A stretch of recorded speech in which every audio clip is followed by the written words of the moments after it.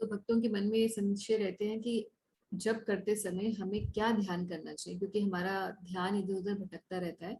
और पिछली बार हमने भागवतम के पढ़ते पढ़ते ये देखा था, प्रभुपाद जी कह रहे थे कि मन कैसे हमें सटल बॉडी और ग्रॉस बॉडी को कैसे लगाना। तो ग्रॉस बॉडी को तो भगवान की सेवा में, अर्चन पूजन में लगाने के लिए भगवान कह रहे थे, और सटल बॉडी को हमने देखा था शास्त्र पढ़ने में इंटेलिजेंस को लगाना चाहिए। मन को जब हम भगवान का ध्यान करते हैं तो भगवान के चरणों पर ध्यान करना चाहिए। ये बात हम लोग डिस्कस कर रहे थे। सो उस डिस्कशन के बाद हमारे नितिन प्रभु ने भी हमसे कुछ बाद में डिस्कस किया अबाउट दिस थिंग कि how to concentrate on the lord's lotus feet. और ये मेरा फेवरेट टॉपिक भी है, इसीलिए मैंने सोचा कि with all the inspiration that is coming, so let me discuss this. So let me tell you from where actually I'm going to discuss. This is a book. इस बुक का नाम है art of chanting Hare Krishna by His Holiness Mahanidhi Swami Maharaj. He is a Prabhupada disciple, Mahanidhi Swami Maharaj. ये पूरी book जो है, I think all devotees should read this book. Whoever wants to know about chanting, हरे कृष्ण महामंत्र के बारे में कुछ भी जानना है, उसकी ग्लोरीज, कैसे जप करना चाहिए, क्या ध्यान करना चाहिए, इत्यादि इत्यादि, ये बुक बहुत ही बढ़िया बुक है. It is very well written, very well researched. About 30 years Maharaj ने इस बुक को कंपाइल करने में लगाए, बिकॉज वेरी ऑथेंटिक बुक. बहुत जगह जगह से रेफरेंसेस हैं, बहुत ज़्यादा मोटी नहीं है, बट 300-400 पेज की बुक है. बहुत ही अच्छी बुक है and it is available online. इसका पीडीएफ नहीं है, ऑनलाइन आप इसको मंगवा सकते हैं. Art of chanting Hare Krishna by Mahanidhi Swami. तो ये टॉपिक क्यों शुरू है, तो मैंने आपको बता ही दिया. जब करते हुए एक ही नहीं, बहुत सारे तरीके से हम लोग मन को केंद्रित करने के लिए अलग अलग एंकर्स दे सकते हैं, क्योंकि जब हम जब करते हैं तो हमारा माइंड इधर उधर घूमने लग जाता है. और कई बार हमें ऐसी फीलिंग होती है कि मुंह से बोल भी रहे हैं, कान से सुन भी रहे हैं, but the mind is wandering here and there. ऐसा होता है सबके साथ. यस माता जी, बहुत होता है माता जी. कंसंट्रेशन कम, कंसंट्रेशन कम हो जाता है. तो महाराज इसमें ना बहुत सारे जप मेडिटेशन टेक्निक्स दे रहे हैं, जिसमें कंसंट्रेशन कैसे बिल्ड करना चाहिए. और योगिक जो तरीके हैं वो तो ये है कि भ्रिकुटी पर ध्यान देते हैं ना योगी लोग, यहाँ पर कंसंट्रेट करते हैं. मगर हम डिवोटीज के लिए एग्जैक्टली क्या है, कैसे ध्यान करना चाहिए. सो among various ways of concentrating the mind, one of the ways which he tells is concentrating on the lotus feet of Krishna, Radharani, Shri Chaitanya Mahaprabhu और नित्यानंद प्रभु, like that. So भगवान के चरणों पर ध्यान देना, ये एक्चुअल में तो कौन सा हमारा अगर देखा जाए तो नवदा भक्ति में कौन सा अंग है ये. आ जाओ. नवदा भक्ति में कौन सा अंग है ये. 9 प्रकार से भक्ति करते हैं हम लोग. नवदा भक्ति में एक अंग है पाद सेवन. पाद सेवनम. तो पाद सेवनम का मतलब है भगवान के चरणों की सेवा करना. तो अब भगवान के चरणों की सेवा हम कैसे करेंगे जब तक कि भगवान के चरण हमारे सामने नहीं होंगे. तो जनरली हम चरण सेवा कैसे करते हैं. जनरली हम ये सोचते हैं कि किसी के चरण धोना या चरण दबाना इत्यादि, ये चरण सेवा, इसी तक हम ज्यादातर सोचते हैं. जैसे माता लक्ष्मी चरण पखारती हैं भगवान विष्णु के, तो ये पाद सेवनम है. और माता लक्ष्मी आचार्य हैं. She is the top most example of this particular type of devotion service which is called पाद सेवनम. तो पाद सेवनम में और भी बहुत सारी चीजें इंक्लूडेड हैं, जैसे भगवान के मंदिर की परिक्रमा करना या धाम इत्यादि की परिक्रमा करना. जैसे आप जा रहे हो द्वारकाधीश जी, तो तीर्थ यात्रा करना ये भी पाद सेवनम ही है, क्योंकि आप तीर्थ गमन करते हो, जाते हो, you use your physical body to go there. तो ये भी पाद सेवनम का ही अंग है. उसी तरीके से भगवान के चरणों पर ध्यान करना एक ध्यान की विधि तो है ही, मगर अगर भक्ति के अंगों में देखा जाए तो ये श्रवण कीर्तन इत्यादि नहीं है, स्मरण तो है, क्योंकि स्मरण में हम भगवान के चरणों का स्मरण कर रहे हैं, और क्योंकि चरणों का स्मरण कर रहे हैं इसलिए पाद सेवनम भी है। तो जब हम जप करते हुए भगवान के चरणों का ध्यान करते हैं तो हम श्रवण कीर्तन तो कर ही रहे हैं, क्योंकि हम मुख से बोल रहे हैं, कान से सुन रहे हैं, साथ ही साथ ध्यान भी लगा रहे हैं तो स्मरण भी कर रहे हैं भगवान का, और क्योंकि चरणों पर ध्यान कर रहे हैं इसलिए पाद सेवनम भी। तो 4 चीजें इकट्ठे होने लग जाती हैं, 4 प्रोसेसेस ऑफ डिवोशनल सर्विस साथ में होने लग जाते हैं, और इसी के साथ 5th वंदनम भी हम जोड़ देते हैं। It becomes a very sweet chanting then. कैसे उसको महाराज इसमें एक्सप्लेन करते हैं, और वो हमें क्यों करनी चाहिए। पहले तो वो बताते हैं कि हमें क्यों भगवान के चरणों पर ही ध्यान करना चाहिए, क्यों नहीं हम भगवान के, श्याम सुंदर is so beautiful, Radha Rani is very beautiful, तो हम भगवान के मुख पर क्यों नहीं कॉन्सेंट्रेट करें, या बांसुरी पर क्यों नहीं करें इत्यादि। तो धीरे धीरे क्रमशः हमें अपना ध्यान ऊपर लेकर जाना चाहिए। सबसे पहले भगवान के चरणों से हमें, जब भी हम भगवान के दर्शन करें, मंदिर जाएं, चरणों से ध्यान शुरू होता है, और फिर धीरे धीरे gradually it goes up to the face of Krishna. और चरणों पर ध्यान करने का एक और पॉइंट ये है कि it shows our submission to the lord, it increases our humility. और ह्यूमिलिटी बढ़ने का मतलब है कि हम जब और अच्छे से कर पाएंगे, because the qualification to chant the holy name, one of the qualification to chant the holy name is humility. तो भगवान के प्रति हमारा दैन्य भाव बढ़ता है जो हम चरणों पर भगवान के ध्यान करते हैं। तो ये this is a picture of the lotus feet of Krishna. ऐसे मैंने तो वेब से देखकर, you can find it everywhere on the web. ऐसे राधा रानी के भी चरणों के जो अंक हैं, यानी कि जो चिन्ह हैं, अगर आप डालेंगे marks on 19 auspicious marks on the lotus feet of Krishna and Radha Rani, so you will find these pictures, images on the Google. So ये images किसी ने सिर्फ ऐसे बनाई नहीं है, ये शास्त्रों के अंदर मेंशन है। तो महाराज बहुत जगह से बता रहे हैं कि ये शास्त्रों में कहाँ कहाँ पर मेंशन है, और वहां से ही ये बताए गए हैं marks. Skanda Purana, Matsya Purana, Garg Samhita, Sarartha Darshini Tika of Vishwanath Chakravarti Thakur on Shrimad Bhagavatam, Ananta Chandrika which is commentary on Govind Lilamrit, and रूप चिंतामणि, और जीव गोस्वामी की श्री कर पद युगल समहृति। ये रेफरेंसेस महाराज दे रहे हैं जहाँ से शास्त्रों के अंदर से ये डिस्क्रिप्शंस हम लोग देख रहे हैं। तो स्कंद पुराण और मत्स्य पुराण तो ये तो पुराण हो गए, और उसके अलावा आचार्यों की जो कमेंट्रीज और टीकाज है, और गर्ग संहिता, ये मेन डिस्क्रिप्शन दे रहे हैं कि कौन से 19 ऑस्पिशियस मार्क्स हैं कृष्णा और राधा रानी के चरणों में। तो भगवान जब ब्रज में चलते हैं, आप जानते हैं कि भगवान कभी जूते पहन के नहीं चलते ब्रज में।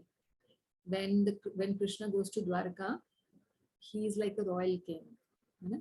So he has to have the attire of king, but when he is in Braj, he's more like at home. जैसे घर में हम लोग नंगे पैर चलते हैं ना, तो ब्रज में भगवान नंगे पैर ही चलते हैं, और जब चलते हैं तो उनके चरणों के जो ऑस्पिशियस मार्क्स हैं, दे जो रज के अंदर हमेशा ये चरण चिन्ह भगवान के अंकित रहते हैं। तो ये 19 ऑस्पिशियस मार्क्स कौन से हैं? On the right foot of Krishna are 11 auspicious marks, and on the left foot there are 8। तो एक में 11 है और एक में 8 है, तो इस तरीके से 19 ऑस्पिशियस मार्क्स हैं।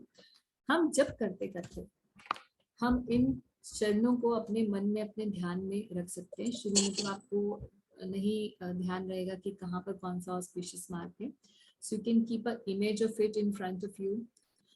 तो कई बार आप देखेंगे, उसके बाद धीरे धीरे ऐसा प्रैक्टिस हो जाएगा कि जैसे ही जब करने बैठेंगे तो भगवान के चरण जो हैं, जो सामने आपके पिक्चर में है, वो आपके हृदय में अपने आप ही वो पिक्चर आ जाएगी। It's a very beautiful thing, because then immediately you are thinking of Krishna while you're chanting. So it is just a practice. So ये practice करने से आता है, और ये करते करते हर एक ऑस्पिशियस मार्क के हम जो मीनिंग है उस पर अपना मन कंसंट्रेट कर सकते हैं उसके, we can remember the meaning of this auspicious marks and we can also pray at the same time. जैसे कि I will read some of them. इससे पहले मैं आपको ये जो साइड में लिखा है वो भी बता देती हूँ क्यों लिखा है मैंने। एक कॉन्वर्सेशन है बिटवीन श्री चैतन्य महाप्रभु एंड रामानंद राय। तो रामानंद राय से, जो चैतन्य चरितामृत में से रामानंद संवाद के नाम से बहुत ही प्रख्यात है ये रामानंद संवाद, highly philosophical discussion between Ramananda Raya and Shri Chaitanya Mahaprabhu. तो महाप्रभु पूछ रहे हैं कि ध्यान मध्य जीवेर कर्तव्य कौन ध्यान। सारे ध्यान, हर प्रकार के ध्यान में, जैसे योगी करते हैं परमात्मा पे और ज्ञानी करते हैं ब्रह्म ज्योति पर, भक्त भी करते हैं किस अलग अलग भगवान के रूप पर, जैसे राम अवतार पे, नरसिंह पर, इत्यादि इत्यादि। तो सभी ध्यानों में सबसे प्रधान कौन सा ध्यान है? और रामानंद राय कह रहे हैं कि राधा कृष्ण पादाम्बुज ध्यान प्रधान। सभी प्रकार के ध्यानों में से सबसे प्रधान है राधा और कृष्ण के पादाम्बुज, मतलब चरण कमल, उन पर ध्यान जब किया जाता है, ये सभी ध्यानों में सबसे उत्तम ध्यान है, प्रधान ध्यान है। और श्रीमद् भागवतम में ऐसा कहा गया है कि ये श्लोक श्रीमद् भागवतम से है, नीचे जो लिखा है, O lotus-eyed Lord, by concentrating one's meditation on your lotus feet, which are the reservoir of all existence, and by accepting those lotus feet as the boat by which to cross the ocean of innocence, one follows in the footsteps of Mahajan. तो महाजनों के चरणों में हम लोग महाजनों ने जो रास्ता बताया है उसी रास्ते पर ही व्यक्ति चलता है जब वो आपके चरणों पर ध्यान लगाना शुरू कर देता है। And they're saying that by this simple process one can cross the ocean of innocence as easily as one steps over the hoof print of a calf. तो जैसे बछड़े का खुर होता है, बछड़ा छोटा होता है, उसका खुर भी छोटा होता है, तो बछड़े का खुर होता है, उसमें अगर जमीन में गड़ा हो बछड़े का खुर तो उसमें कितना पानी होगा, बहुत थोड़ा सा, और अगर आपको उसके ऊपर से टाप के जाना होगा, बड़े आराम से टाप के जा सकते हैं। तो पूरा ही ये जो भव सागर है वो उतना ही हो जाता है भक्त के लिए जैसे कि बछड़े के खुर के अंदर के मार्ग में जो पानी हो। तो बाय दिस सिंपल प्रोसेस, भगवान के चरणों पर ध्यान करने से। अच्छा, बछड़े के खुर का चिन्ह भगवान के चरणों में भी है, ये देखिए, can you see, this is the auspicious mark. So now I will explain all the marks and little bit about their meanings. क्या क्या मतलब है उनके चरणों के चिन्हों का। तो सबसे पहले आप देख रहे हैं on the will start from the right foot of Krishna. तो जो ये राइट फुट है, इसमें सबसे ऊपर ये आप देख रहे हैं क्या, ये एक there is some blue in the blue color, there is this mark. It is a mark of boiled barley corn, यानी कि जौ होता है ना, जौ का बीज। जौ आप जानते हैं जब यज्ञ वगैरह होता है तो जौ दिया जाता है ना यज्ञ में, आहुति में। यस माता जी। तो जो जौ होता है उसको जैसे राइस के जैसे होता है जौ। तो जौ का जब बीज है, जब बॉइल्ड बार्ले कॉर्न, तो बॉइल्ड क्यों है ये बार्ले कॉर्न? क्योंकि जब बीज को गाड़ दिया जाता है तो फिर उसका उपज आ जाती है, और फिर अगर उपज को भी काट दिया जाए पौधे को तो बीज का जो रूट है फिर भी रहता है, तो दोबारा आ जाता है। मगर जब बीज को बॉईल कर दिया जाता है तो वो दोबारा उगता नहीं है, there is no chance that it can grow. तो बॉइल्ड बार्ले कॉर्न जो है ये शो करता है, इसके there lot of meanings to every symbol. एक मीनिंग ये है कि जो हमारे सिंफुल रिएक्शंस हैं, जब हम भगवान के चरणों पर ध्यान करते हैं तो हमारे जो सिंफुल रिएक्शंस हैं, तो हम बार बार हम कुछ करते हैं, हम प्रायश्चित भी करते हैं, कुछ भी करते हैं, तो हमारे पाप फिर से धुल तो जाते हैं मगर फिर से वो पाप करने की प्रवृत्ति आ जाती है, वो नहीं जाती है। बट भगवान के चरणों पे ध्यान करने से जो हमारी सिंफुल डिजायर्स हैं वो कैसे हो जाती है, बिल्कुल बॉइल हो जाते हैं, सो they do not fructify again. और दूसरा इसका जो मीनिंग है वो ये है, जैसे जौ है या अनाज है वो हमारी तृप्ति करता है, हमारा पोषण करता है, ऐसे ही भगवान के चरणों पर ध्यान करने से हमारा आध्यात्मिक पोषण होता है। तो हम जब ये मार्ग के ऊपर ध्यान जब हम जब करने बैठे तो हम we can think of this auspicious mark, we can think of Krishna's lotus feet in our heart, and we can think of this mark and we can pray that, oh Krishna, please let this happen to me also. Like this. And then the second one is this chakra. So chakra represents the wheel of time. So those devotees who concentrate and meditate on Krishna's lotus feet, they are taken from this material world, which is run by the time, which is a force of Krishna. भगवान भगवद गीता में कहते हैं कि कालो अस्मि, ये जो काल है ये मेरी ही रिप्रेजेंटेशन है. So ये जो टाइम है, टाइम यहाँ रहता है, इस भौतिक जगत में काल चक्र चलता रहता है, इसीलिए मेरे मृत्यु संसार है, हर चीज समय के साथ साथ क्षय हो जाती है. मगर आध्यात्मिक जगत में कोई टाइम जो है वो हमेशा प्रेजेंट रहता है, पास्ट और फ्यूचर नहीं होता. So those who concentrate on Krishna's lotus feet and this mark of chakra, they are taken to the place, the spiritual world, where there is no role of time. And the second thing which it represents, this chakra cuts down the 6 enemies of the living entity. तो भगवान के चक्र से भगवान हर चीज का, दुष्टों का दमन करते हैं. हम बहुत सारी लीलाओं में देखा है हमने. तो भगवान के इस चक्र से हमारे हृदय के अंदर जो दुष्ट चीजें हैं, यानी कि काम, क्रोध, लोभ, मोह, मद, मत्सर, वो खत्म होने लग जाते हैं. दिस चक्र cuts down those things. So this is a very important symbol for us, है ना.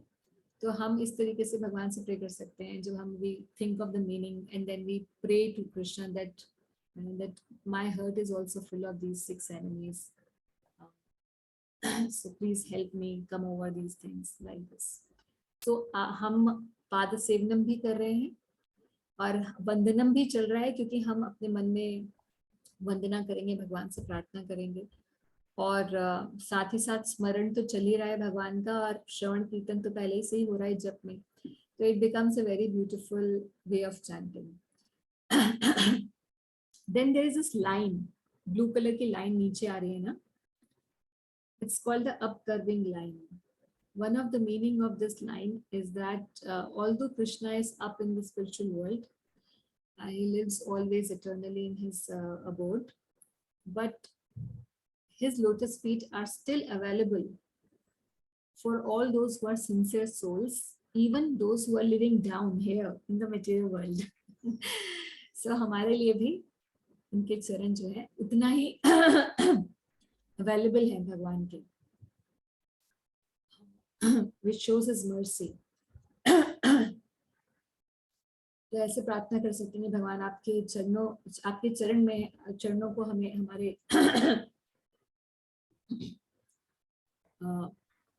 हृदय में हमेशा, मेरे हृदय में हमेशा आपके चरणों का वास हो, और आपके चरणों में मैं हमेशा आश्रित रहूं. इस प्रकार से हम, मतलब I am just giving you just little, ये मन से अपने आप ही आपके you know the prayers will come. Then there's this lotus on Krishna's feet. Lotus is there. The lotus is basically shows it is the symbol of the goddess of fortune. यानी कि देवी लक्ष्मी जो है कमल पर आसीन होती है ना. कमल उनका क्या है, बैठने का स्थान है, इसलिए उनको कमला भी कहा जाता है. तो कमल का अर्थ है यहाँ पे कि जो भगवान के चरण हैं वो सहस्त्रों लक्ष्मियों द्वारा सेवित होते हैं, और जो भक्त भगवान के चरणों पर ध्यान करते हैं तो लक्ष्मी देवी की उन पर कृपा रहती है. अब हम पैसे के पीछे हम ये नहीं कह रहे, but this auspicious good fortune follows those devotees who concentrate on Krishna's lotus feet. That is the point. And for us, good fortune doesn't just means money and things of this world, which might sometimes take away our devotional life. But for us, good fortune means that we prosper in spiritual life. तो ये next symbol है जो यहाँ कोने में है, और सबसे पिंकी फिंगर के नीचे।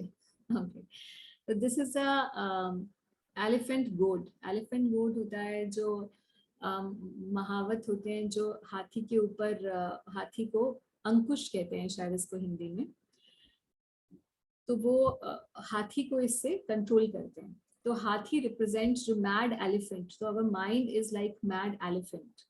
It can run in any direction according to his own will, and wherever the mad elephant goes, it just creates devastation.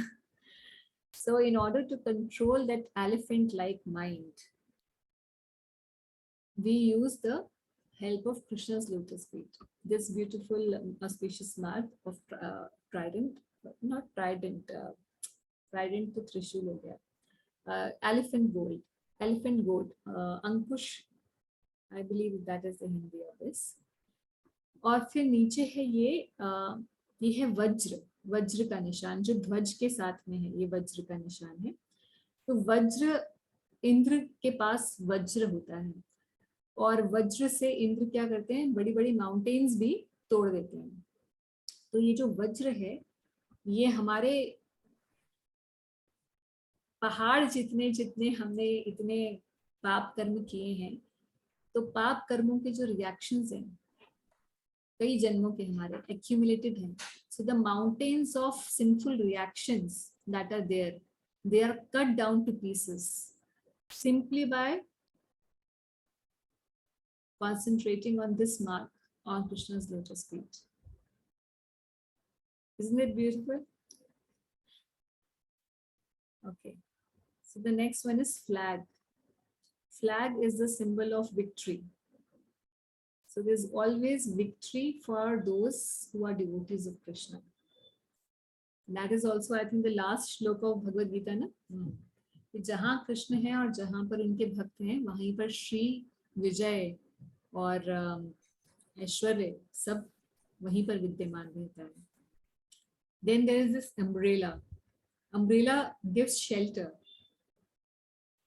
तो हमें किस चीज से शेल्टर मिलता है?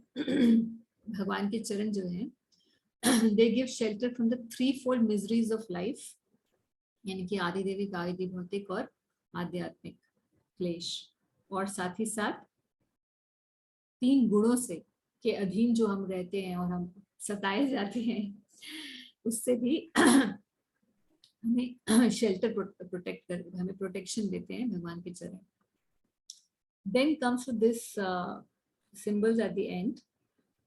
There are 4 fruits. These fruits are jamun, jambu, Jambu कहते हैं इनको. तो हमारा जो ये, अगर आप जो हम भागवतम में 5th कैंटो में कॉस्मोलॉजी पढ़ेंगे, भागवत कॉस्मोलॉजी, तो आपने वैसे भी देखा होगा कि कई बार आप जब पूजा करवाते हैं तो पंडित जी बोलते हैं ऐसे शुरुआत में, प्रण लेते हैं, जब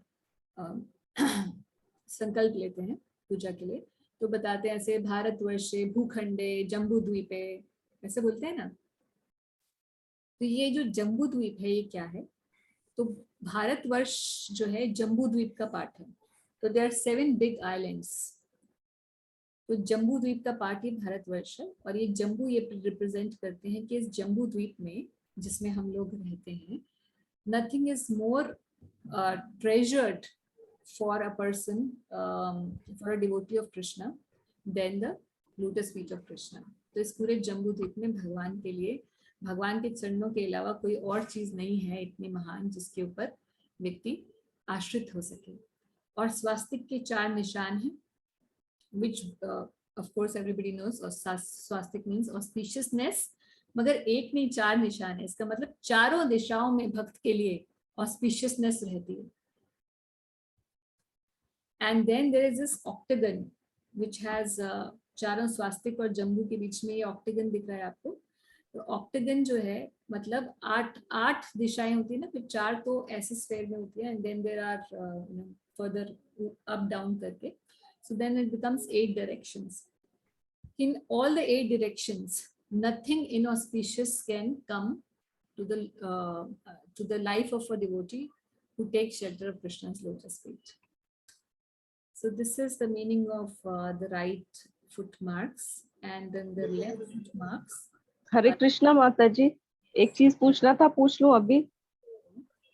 माता जी ये जम्बू द्वीप का एक बार समझा देती दोबारा से। माता जी जम्बू द्वीप जो है ऐसे समझा, फिर मुझे कॉस्मोलॉजी समझानी पड़ेगी भागवत की। तो जम्बू द्वीप जो है ये भारतवर्ष जो है जम्बू द्वीप का पार्ट है।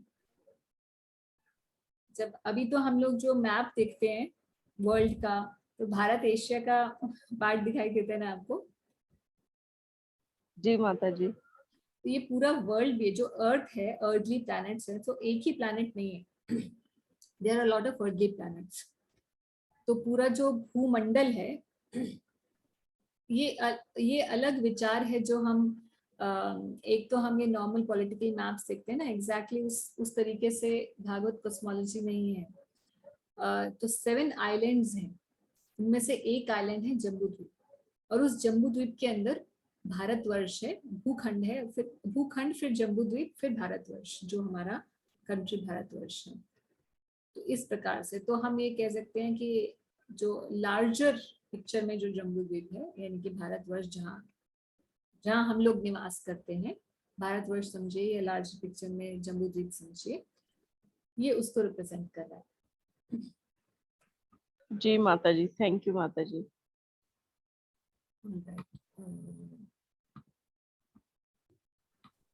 Okay, then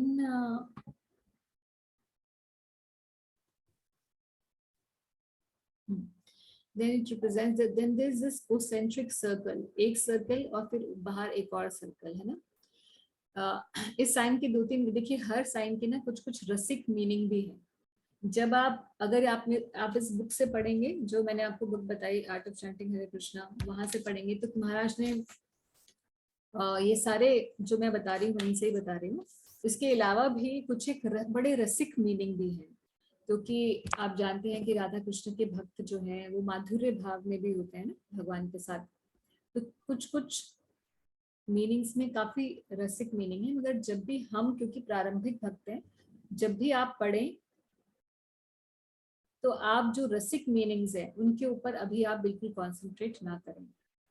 जनरली मैं नए भक्तों के साथ ये डिस्कशन नहीं करती हूँ, क्योंकि फिर वो जब रसिक डिस्कशंस आ जाते हैं तो लोगों का बिविल्डर होने का पूरा चांस होता है, क्योंकि अभी हमारे कॉन्सेप्ट्स या अभी हम इतने परिपक्व नहीं हुए होते भक्ति में कि हम उन रसिक चीज़ों को समझ पाए। हम उन्हें अपने दृष्टि से समझते हैं और इस प्रकार से भगवान और स्पेसिफिकली राधा रानी और कृष्ण के प्रेम को अभी हम समझ नहीं सकते हैं उस ट्रांसेंडेंटल पॉइंट से, और हम अपने ही आंखों से देखते हैं, सोचते हैं, तो हम उनके प्रति बड़ा अपराध कर बैठते हैं। इसलिए जब आप कोई भी इन मीनिंग्स को पढ़े तो जो रसिक एक्सप्लेनेशंस हैं उनको ना पढ़े, उनको अवॉइड करें। हमारे लिए ज्यादा जरूरी है at this stage of our devotion कि हमारे जो अंदर शत्रु बैठे हैं, जिसकी वजह से हम भगवान से दूर हैं, हमारे अंदर की जो गंदगी है हृदय की, वो खत्म हो सके। That is the main thing that we have to at this time concentrate on.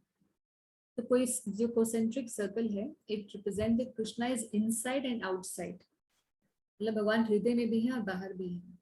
Philosophical point है, भगवान कहते हैं भगवद गीता में हर जगह, और हम नरसिंह आरती में गाते हैं ना, हृदय नरसिंहा, बाह्य नरसिंहा, हृदय नरसिंहा, भगवान बाहर भी हैं और हमारे हृदय में भी हैं।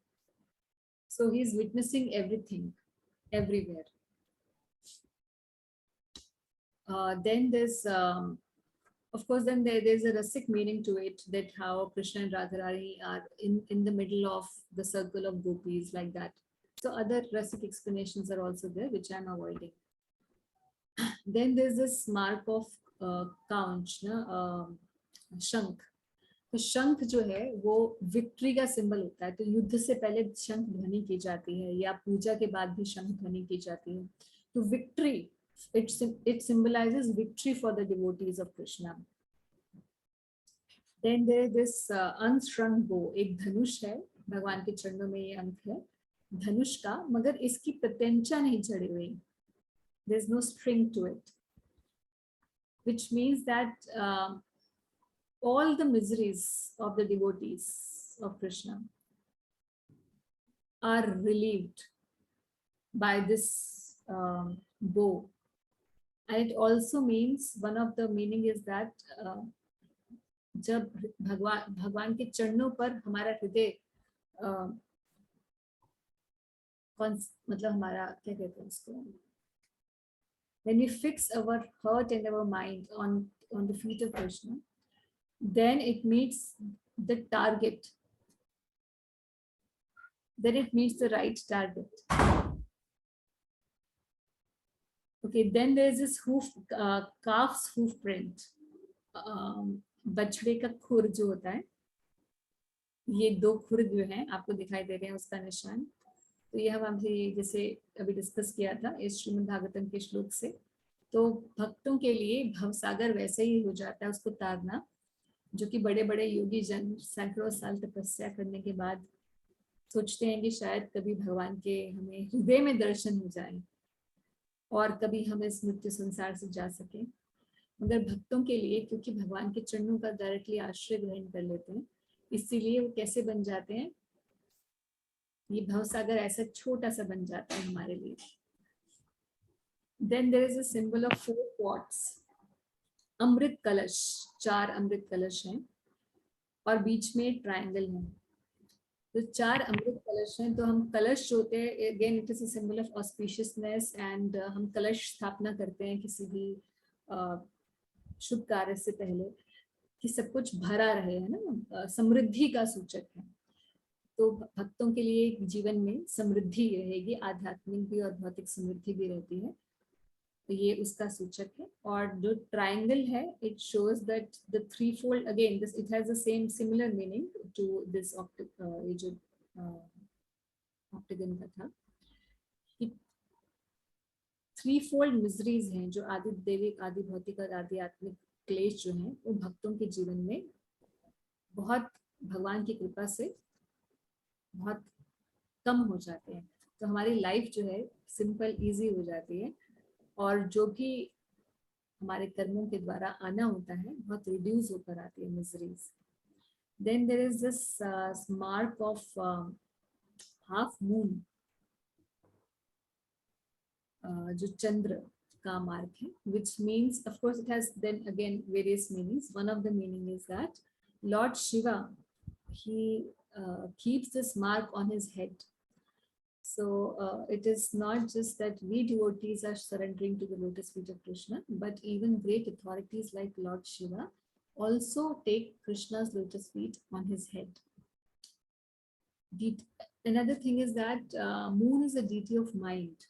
जो मन है वो हमारे मन की जो डीटी है, उनको प्रिजाइडिंग डीटी है, वो है चंद्रमा। तो जब चंद्रमा यानी कि हमारे मन को जो रूल कर रहा है, it also takes shelter of Krishna's lotus feet. So when we surrender to Krishna's lotus feet, our mind becomes calm and peaceful. Then there is this last auspicious symbol that we will discuss, that is fish, मछली का sign है। तो एक तो हम जानते हैं कि भगवान मत्स्य अवतार लेते हैं और वेदों की रक्षा करते हैं और अपने भक्तों की रक्षा करते हैं, तो एक रक्षा का सूचक तो है ही है। और दूसरा एक और ये सूचक है कि जैसे मछली जो है जल के बिना नहीं रह सकती, ऐसे ही भगवान के शुद्ध भक्त उनके चरणों के ध्यान के बिना नहीं रह सकते। तो ऐसे ये बड़े सुंदर मार्क्स हैं, ऑस्पिशियस मार्क्स। ऐसे राधा रानी के चरणों के भी मार्क्स है और उनका भी अपना मतलब है। और भगवान के अलग अलग अवतारों में भगवान के ये मार्क्स रहते हैं, मगर सारे मार्क्स नहीं होते। अलग अलग अवतार, सभी अवतारों में कुछ सिंबल रहते हैं चरणों में और कर कमल में, यानी कि हाथों में। जैसे हमारे हाथों में हमारी कर्मों की लकीरें होती है ना, तो सबकी अलग अलग होती हैं। और ऐसे ही मगर भगवान के चरणों में और भगवान के हस्त कमल में ऑस्पिशियस साइंस होते हैं। तो इस तरीके से हम लोग ध्यान करते हुए जप कर सकते हैं। So this is one thing that I wanted to discuss today. Mataji, can you please explain the point on the calf thing? Actually, I missed that. हाँ, जो काफ वाला है, it means that जैसे काफ हूफ प्रिंट होता है, यानी कि बछड़ा अगर होता है तो उसका जो खुर होता है, पैर होते हैं वो छोटे छोटे होते हैं। तो जब वो आपने देखा होगा कहीं कच्चे रास्ते में जाते हैं तो बछड़े के जो पैर के खुर होते हैं उनसे दब जाता है, फिर वहां कुछ पानी इकट्ठा हो जाता है ना, गांव वगैरह में जाते हैं वो देखते हैं।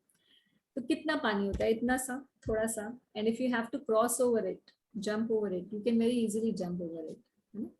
तो उसी तरीके से जो भक्त भगवान के चरणों में ध्यान करते हैं उनके लिए जो भौतिक संसार है वो एक Okay, yeah, got it. वो बहुत छोटा हो जाता है, उसको लांघना आसान हो जाता है। Okay, so I hope you found it useful and very relishable also. तो भक्ति में बहुत सारे और चीजें हैं डिस्कस करने के लिए, स्टार्टिंग फ्रॉम भगवद गीता, कर्म योग टू भक्ति योग का नॉर्मल ध्यान, और फिर भक्ति योग में भी बहुत सारे और चीजें हैं, कैसे कैसे ध्यान भगवान पे लगाया जाए। इसके अलावा भी बहुत सारे और ध्यान की पद्धतियां हैं, मगर हमारा ध्यान एक शुष्क ध्यान नहीं होता है, हमारा ध्यान बड़ा रस पूर्वक होता है। हमें सिर्फ भगवान की पिक्चर पर या हृदय में भ्रुकुटी पर यहाँ कॉन्सेंट्रेट करके ऐसे ध्यान हम योगियों की तरह नीरस ध्यान नहीं लगाते। हमारा ध्यान जो है भगवान की पर्सनालिटी पर होता है, भगवान के गुणों पर, भगवान के नाम पर, भगवान के चरणों पर और भगवान के रूप पर। मगर क्रमशः हम आगे बढ़ते हैं, पहले नाम, फिर रूप, फिर गुण, फिर लीला। तो लीलाओं पर ध्यान अभी नहीं करना है हमें, ठीक है, धीरे धीरे बढ़ना है। जब अच्छी शुद्धि हो जाती है हृदय की, तब लीलाओं के पर ध्यान लगाना चाहिए। अभी केवल भगवान के नाम और भगवान के रूप तक सीमित रहना चाहिए, धीरे धीरे आगे बढ़े। ओके, चलिए आगे। माता जी, वो 2 सर्कल्स जो है वो क्या रिप्रेजेंट करते हैं? It represents that Krishna is inside us and outside also. मतलब he is everywhere. He is outside and inside. So that way he is witnessing all our activities.